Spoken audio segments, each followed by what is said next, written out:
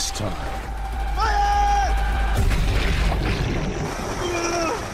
I think he's dead. Come back, bro! Come back! I thought she died. There's no other way that she's getting out of those mountains. We're literally her last hope. Alright, she's not secured. Avalanche! Avalanche! If he's under 3.5 meters of snow, he's dead.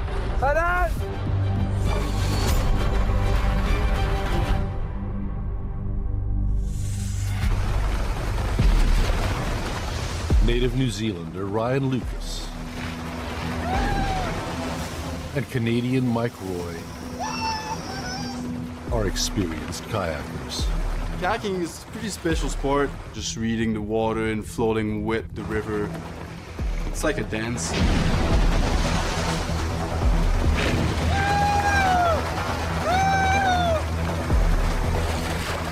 "23-year-old Mike first befriended 25-year-old Ryan on a rafting trip in British Columbia. You say Ryan to any kayaker and they know who he is.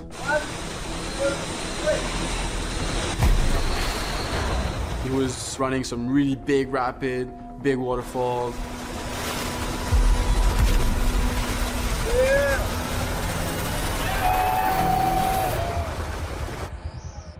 After paddling together a number of times, the friends set their sights on their next challenge, New Zealand's Kaimanawa Forest Park.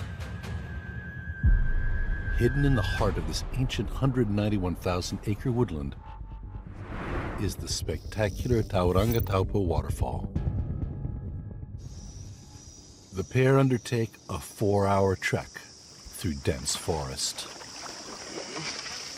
We kind of got lost a couple times trying to find our way. You have to walk into a really badly marked trail. It's pretty remote. Once you're out there, you're pretty far from any help.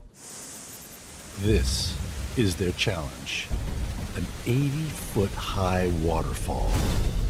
Stoked, dude? Woo, we made it down, bro. Mission, 2 missions in a row. We got the fun on the wood this weekend. Yeah, look at that. Stoked, made it. When I first started waterfall, I was pretty impressed.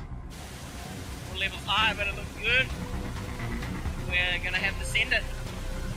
See how it goes. Out here, there's no cell phone reception. If something goes wrong, they're on their own. The water was really big and pushing into a wall on the left side of the waterfall. So I thought that was a little too pushy to my taste. I was very nervous. The higher the water levels, the harder it is to control the descent. The current pushes the kayak faster and in more unpredictable directions. Ryan thought it was pretty good. He thought it was on the high side, but not too high. So he decided to give it a go. Mike hikes down to the base of the falls, where he's got the perfect angle on Ryan's run. I get the shot ready, and it looks absolutely amazing. It's on the high side of good. Here we go. I'm definitely nervous for this one. We're gonna send it. See how it goes. It's looking really good. Woo-hoo-hoo. Here we go. We got a camera rolling. I give him a big whistle blast so he can know that I'm ready.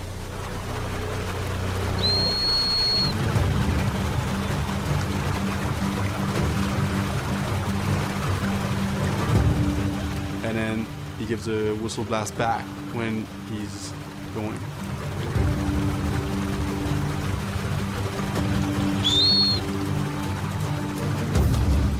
Ryan sets off on a journey that's only ever been attempted a handful of times.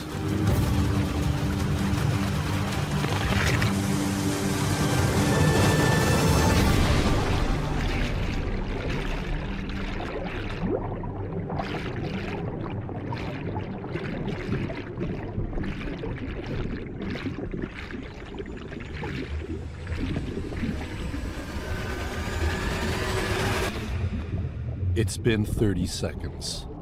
Ryan should have resurfaced by now. Yeah, I saw his kayak roll over the lip. He's at the right spot on the waterfall, he's on the line, but his ball get kicked in the air and he's going down. Right away, I saw that it was not going to be a soft hit. Ryan! I saw his kayak come out of the water upside down. You usually come back upside down and you roll over, but then he doesn't roll over. Come on, bro!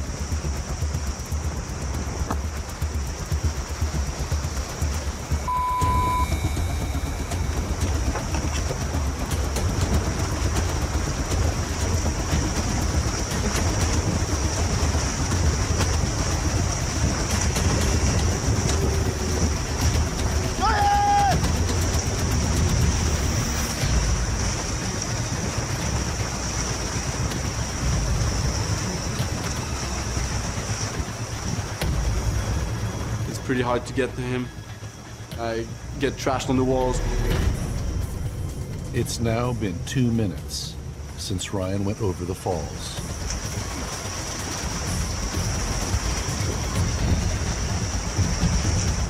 He's not moving.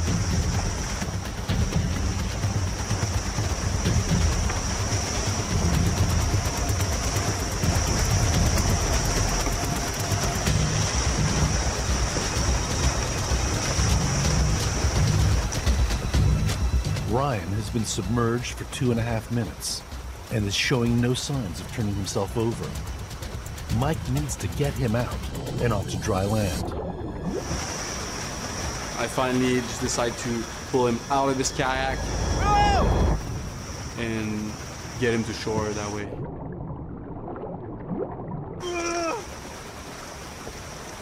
Mike tethers Ryan to his kayak.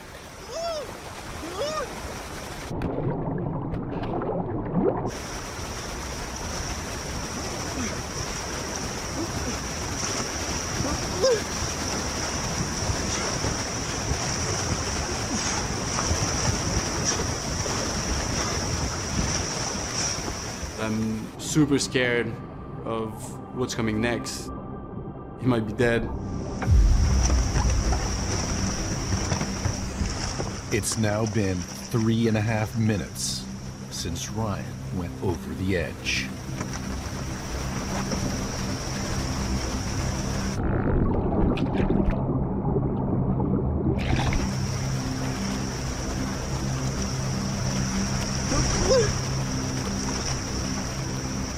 He's totally blue, unconscious, blue lips, white.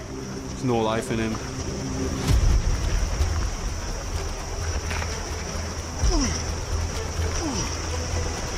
There was already like some foam and liquid and blood coming out of his mouth.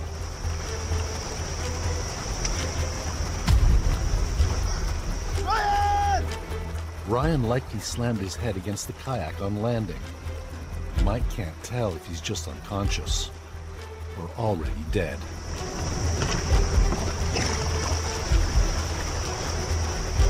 Come on, Ryan! Read it!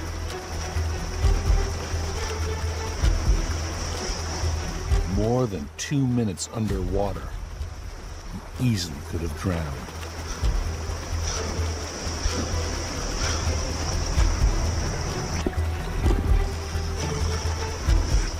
Mike hopes against all hope that it's not too late. Come on, Ryan! Come on, bro! Come on! Come back! Come back, bro! Come back! Come back, bro! Come back! Come on, brother! Come on! Ryan! Come on! Come on, bro!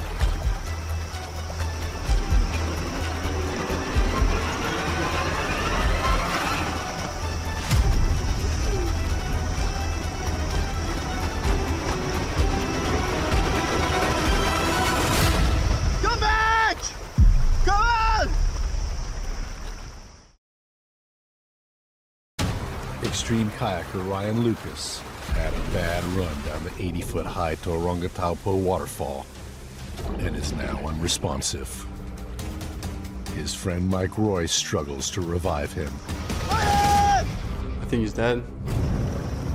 Come back, bro! Come back! Come back, bro! Come on!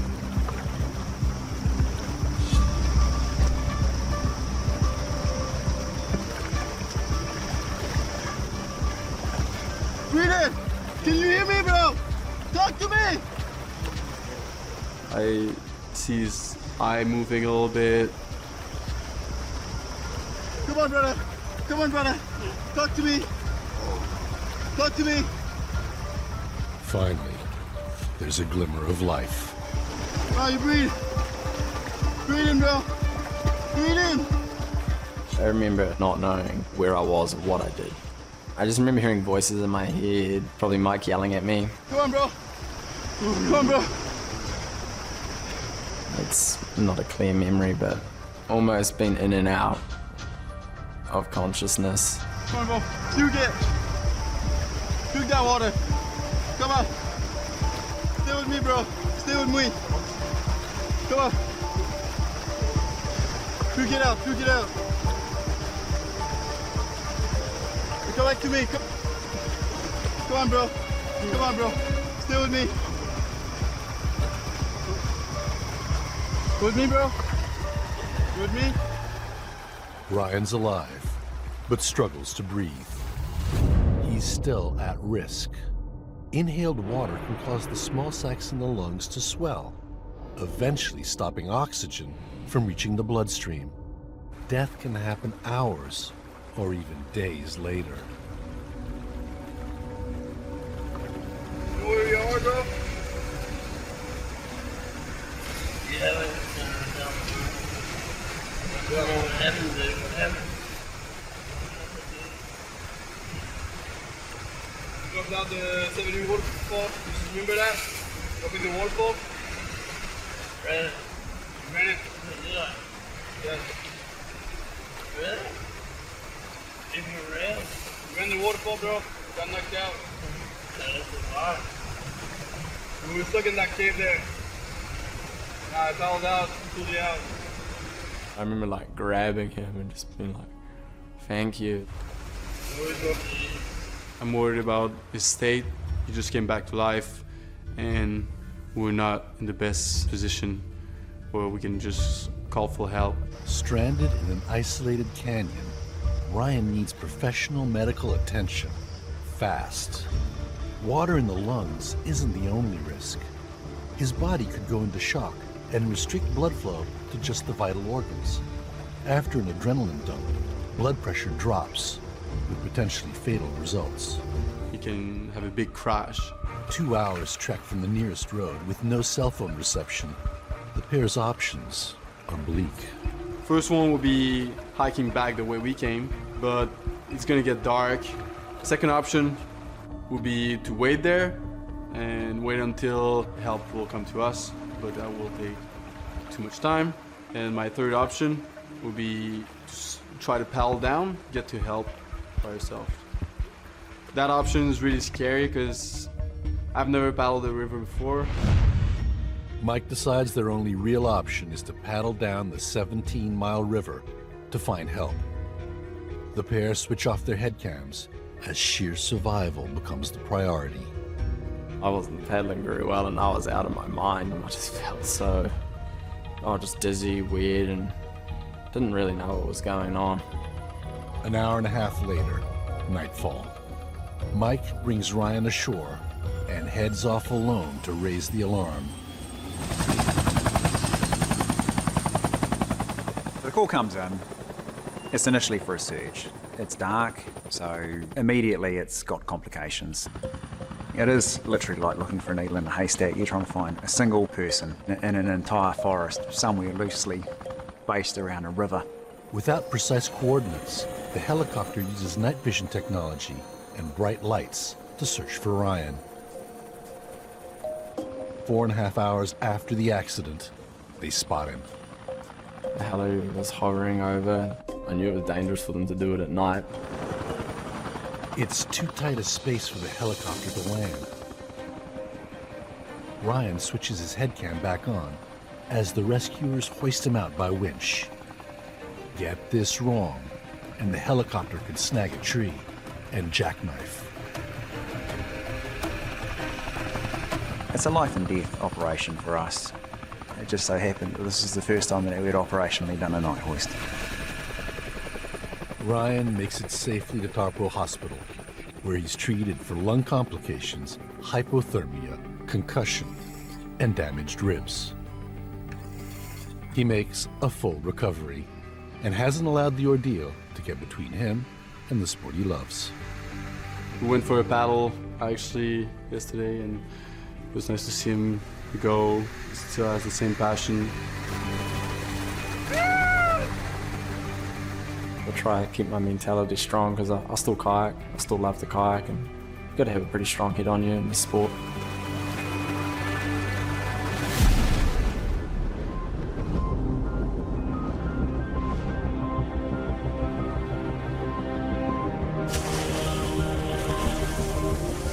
This is a prime destination for skiers and snowboarders.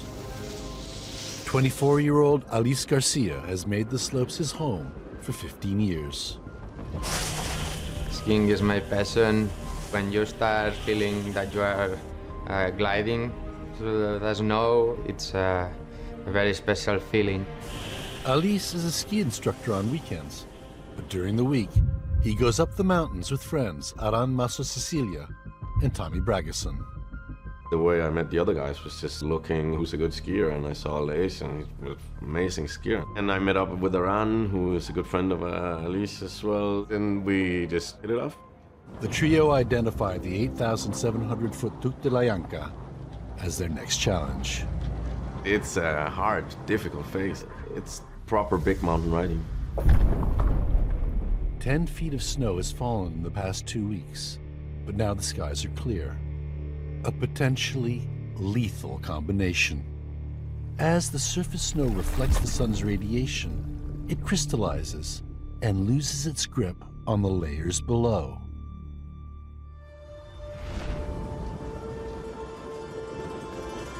It's been 2-3 days since the last snowfall.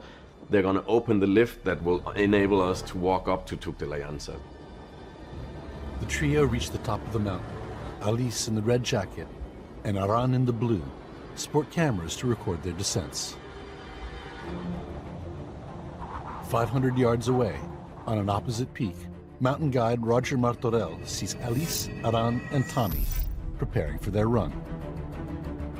We saw 3 guys going onto that direction, and they were breaking trail, so I thought it was a guide with 2 clients. Little bit crusty.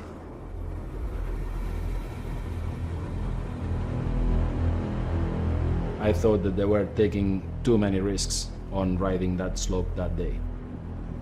I said to Aran, go you first, it's your first time, and you do the first leg. 3, 2, 1, dropping. Aran goes. Everything looks pretty good. Aran stays in the left side of the tube, and the snow looks firm. I decided to film it to then later find out who was and send them the footage, so because it's a super nice point of view. Halfway down, a sheet of crumbling snow sweeps past Aran, an ominous sign.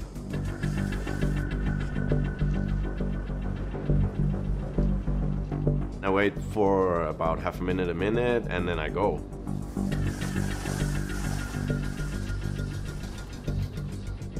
It feels so good. Be careful, Tommy.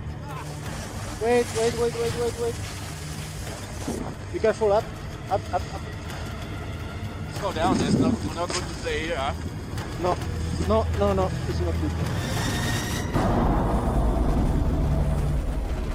I wait another 30 seconds from Tommy departure.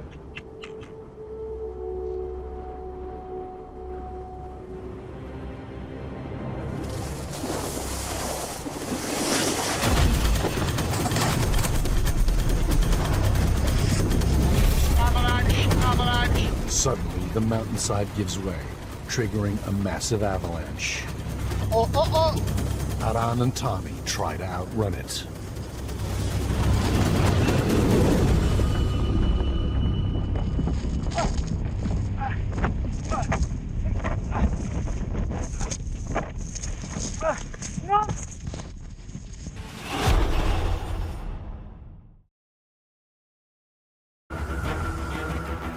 Snowboarders Aran Maso Cecilia and Tommy Braghersen have started down Tuc de la Yanca Peak in the northern Pyrenees.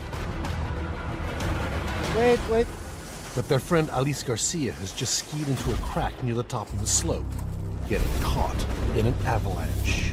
And everything went down.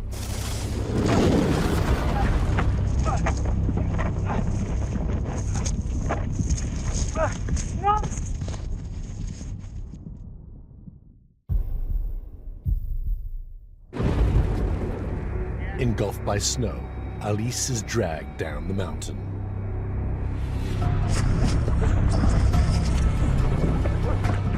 I was feeling like zero gravity.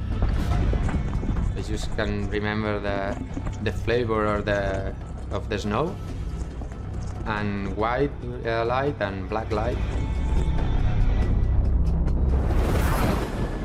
The avalanche as big as the one that we encountered is just not something you can outrun. It's something that kills you.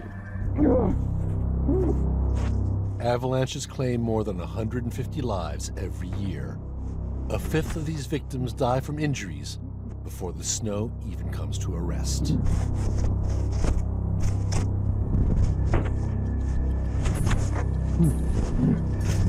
Aran! Tommy!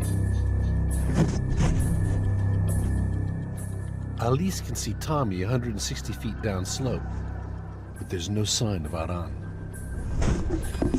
Tommy!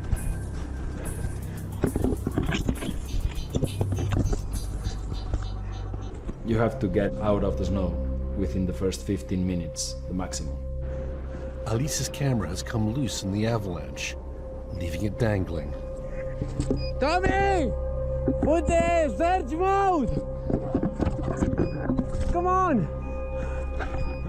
Aleix and Tommy have tracking devices. Once activated, they can find someone up to 65 feet away. Aran has already been under the snow for 3 minutes. Time is running out.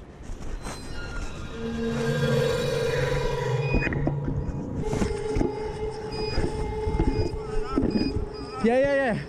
Stay calm. I'm okay, but my... It is on search. It is on search.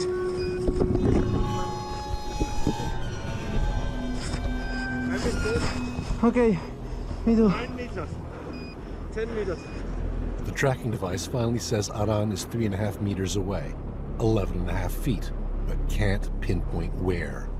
He could be right underfoot, 11.5 feet down. He's almost panicking in that second. It's because he's putting his probe down and he's like, there's 3.5 meters of snow here.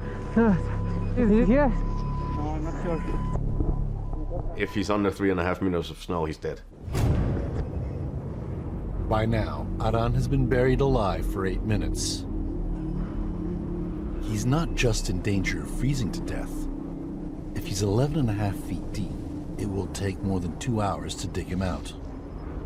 Nobody is able to survive without fresh oxygen for more than a few minutes. He'll almost certainly suffocate. From the opposite slope, Roger watches the crisis unfold. So I couldn't spot the third one.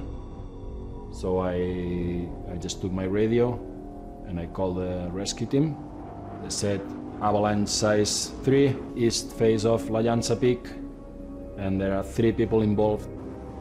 With Aran's chances of survival getting slimmer by the minute, Aleix and Tommy keep trying to pinpoint his location. Here. 1.5, 1.4, 1.2, here. Probe here. I took my probe, and in the second probe, then we touched something 50 centimeters deep. Come on. Look here.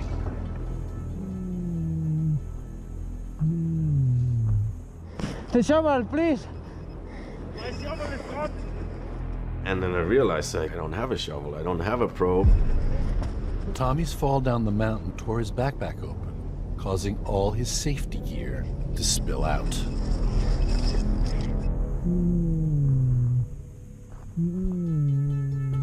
Come on, it's here. It's here. Hold on. With just one shovel between them, Aleix and Tommy must furiously dig their friend out of his snowy grave.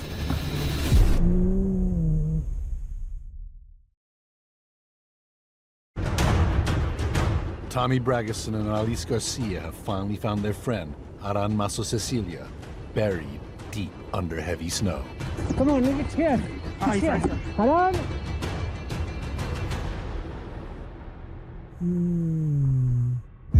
Aran has now been buried alive for almost 10 minutes.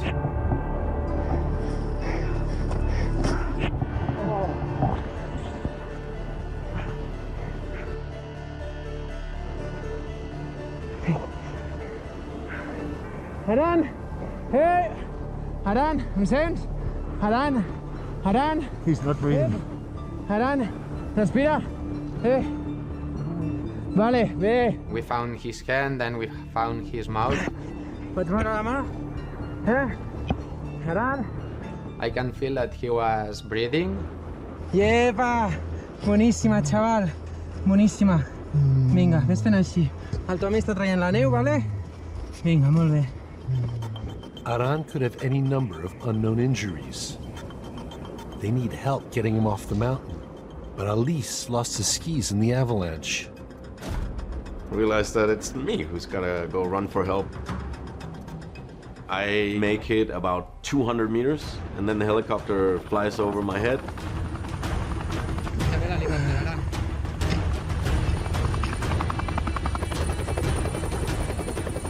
Roger's call from across the mountain range has brought the helicopter from Vieja Rescue Service with a 5-man team. Està respirant. Sí. Me fa molt mal el pit. Está conscient. Es verdad que estaba consciente y hablaba, pero tenía muchísima dificultad respiratoria, muchísimo dolor torácico. The rescue team knows the snow is unstable. Another avalanche could be minutes away. Había un riesgo elevado de avalanchas, había caído una cara este entera. Son lugares donde hay que trabajar rápido.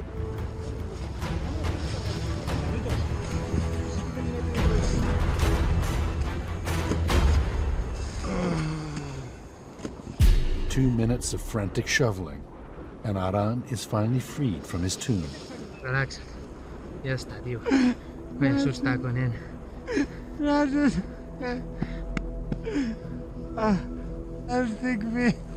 No sé cuántos ratos le estuve diciendo a Aleix, estoy vivo, estoy vivo, estoy vivo. Estuve como un minuto diciéndole estoy vivo. Y llorando, los dos llorando. Una escena bastante, bueno, bonita. Al final, mi compañero de piso que... Mi compañero...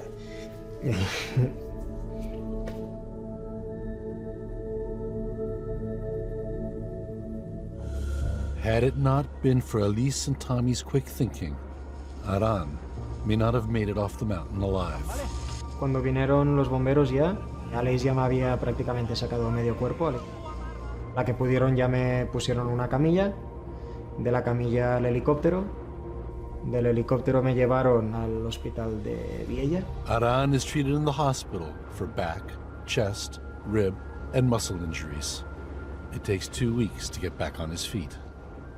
But what the three friends went through will never be forgotten. These experiences mark you for life, I think. I almost died. My friend almost died. And we were all extremely close to saying goodbye on that day. La montaña, yo prefiero ver lo bonito, ¿no? Que me ha dado una lección, me ha abrazado, no he muerto, me ha dejado vivir, así que yo no le tengo miedo. Respeto. With this newfound reverence, Aran is back doing what he loves. final también es un deporte de riesgo, ¿no? Y es mi pasión, es mi estilo de vida y no dejaré de hacerlo.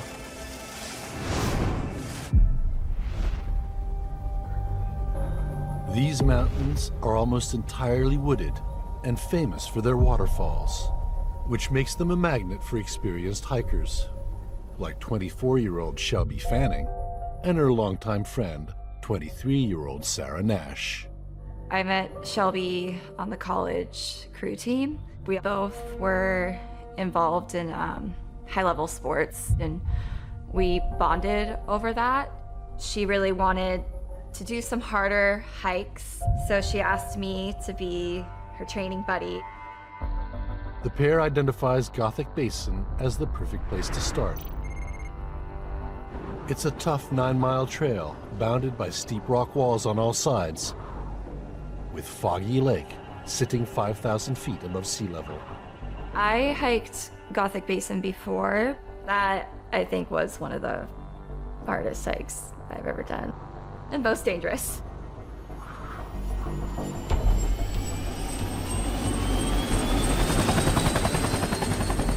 Snohomish County Sheriff's Office is alerted to an accident on Gothic Basin. So the call came in with a young adult female with a broken leg. The caller is Sarah. Shelby fell down a steep slope by Foggy Lake. It took Sarah 2.5 hours to hike down the mountain to call for help. I thought she would have died. She was going so quickly, and then in a few seconds, I heard this snap, and then she screamed my name, and the way she said it was just terrifying. There's no way you can drive back there. There are no roads. If we had to go by ground to go rescue someone, it could take days. The 5-person crew scours the terrain for Shelby. There's no other way that she's getting out of those mountains. We're literally her last hope.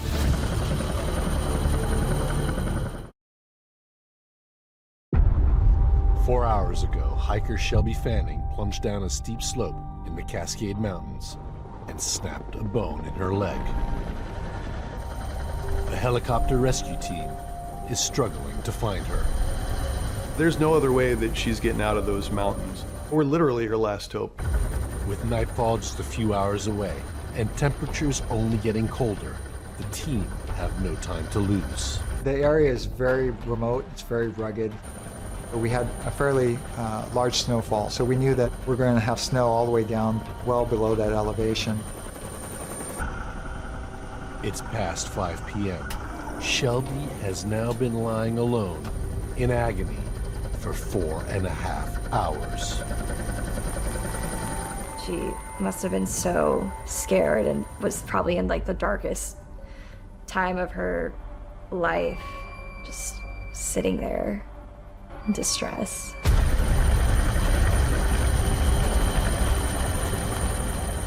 I saw a gray tarp that was kind of fluttering. That motion kind of caught my eye.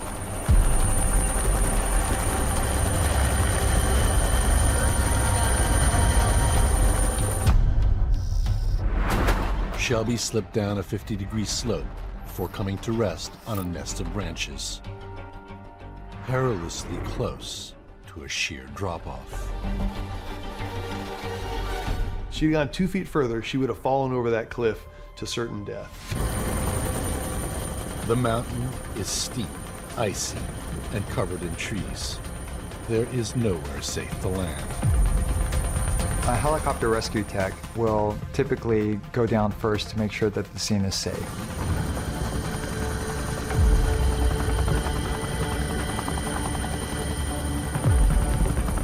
You really don't know until your boots hit the ground of exactly what you're in for. With no clearing to aim for and a steep cliff directly below Shelby, the rescue team has to make do with a spot 15 feet upslope. The place that was available for us to safely land there was probably literally 1 foot by 2 feet in a spot. And you're talking about trying to land a human being there from 80, maybe 90 feet in the air using a cable that's attached to a helicopter that is constantly moving around.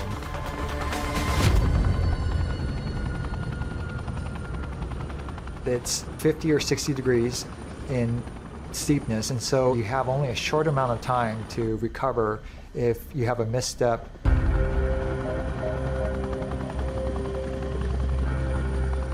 Andy's never been to this part of the mountain before and has no idea how dangerous the ground may be.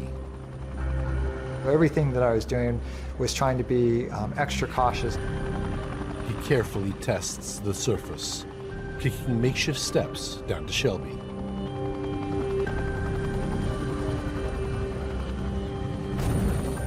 Medic Brian is next.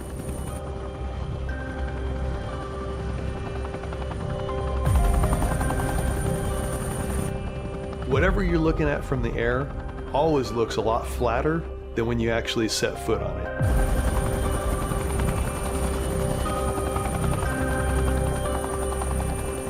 They're dangerously positioned on a vertical ice slope. Andy's plan is to anchor to the tree between them and Shelby so they don't fall over the cliff themselves. Can you put the bag right in the trail? Right where I put it, right in the trail.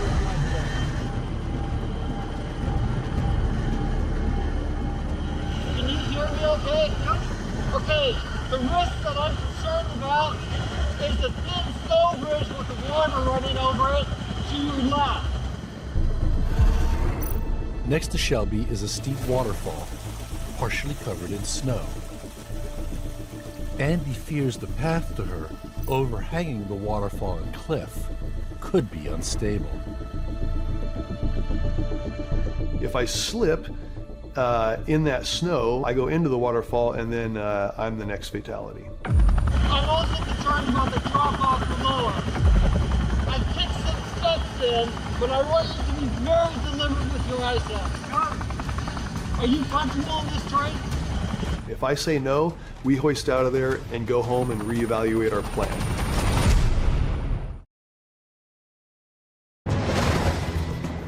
Hiker Shelby Fanning has fallen in the Cascade Mountains and is stranded with a broken leg on some branches above a steep drop.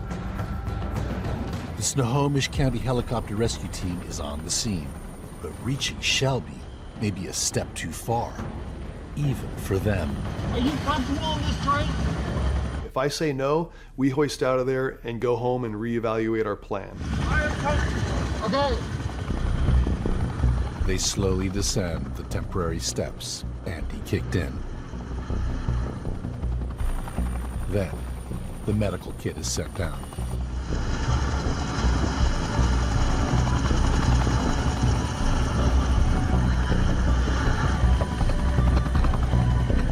You want to make sure that whatever you're doing isn't going to fall on top of her and knock her off into the waterfall.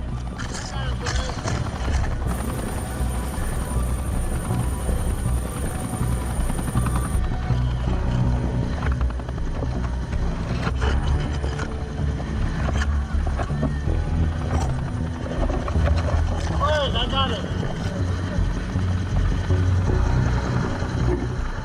5.5 minutes after landing on the mountainside, Brian reaches Shelby.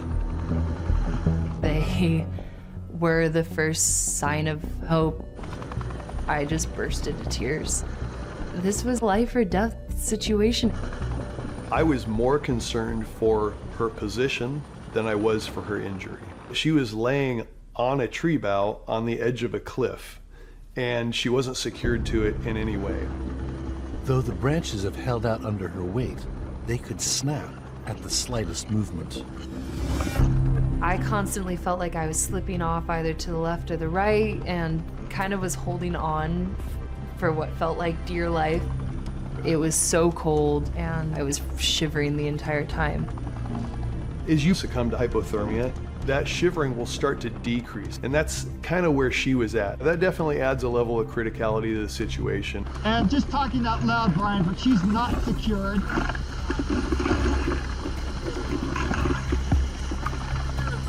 Right? Okay. With Shelby hyperthermic, they need to get her out of the cold as soon as possible. I'm gonna say 20 minutes. But first, Andy needs time to safely set up the stretcher. You have to have all those pieces somewhat anchored as you're putting them together. I'm gonna slide this down, all right, boss? Andy sends the stretcher down to Brian, making sure that it's tethered to the tree above them. Hey, Brian, let me know when you got a hand. To get Shelby on the stretcher, Andy has to step onto the tree canopy. If the branches break, all three could tumble down the cliff face. I could feel that there was definitely some give to the branches, that it wasn't like a solid block of concrete that we were on. I certainly wasn't going to jump up and down on them. Support her left hip and leg. I can drag her up and get her into the slitter. Okay. I knew that when I moved her, it was going to hurt a lot. And a lot of times when people hurt, they produce involuntary movements in response to the pain, and that involuntary movement could have sent her over the edge of the cliff.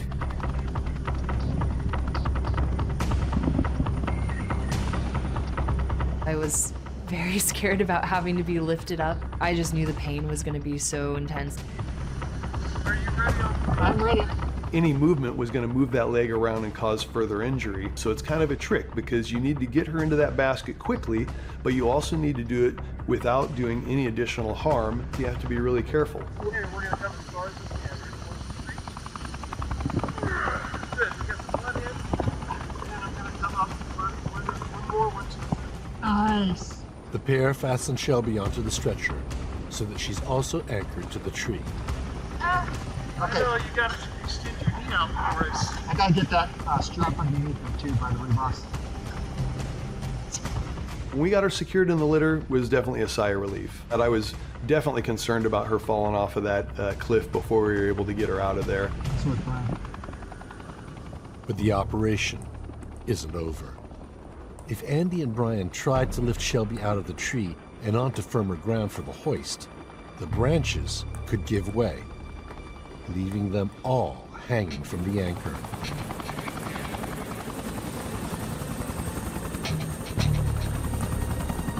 Okay, patient is packaged in place. We did not move her and are unable to move her from there. So we're wanting to extract from that location. The rescue team is faced with no option but to hoist Shelby directly from the branches. We couldn't just do our normal operation where we just pick them straight up. If we did that, she would have just hit tree branch after tree branch. And so what they had to do was kind of go off at an angle as she was being lifted to make sure that she cleared that safely.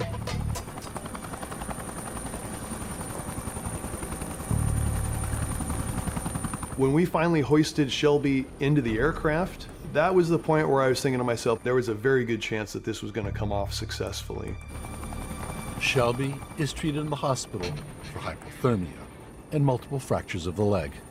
It could have been much worse had it not been for the rescue team. It's been a little over a year now, and I can do most things that I was able to do. I still can't run. I haven't gone hiking since. I haven't done a lot of things. I don't know any of my friends that have been in a situation like that, and I hope to God they're never in a situation like that, because that was horrible.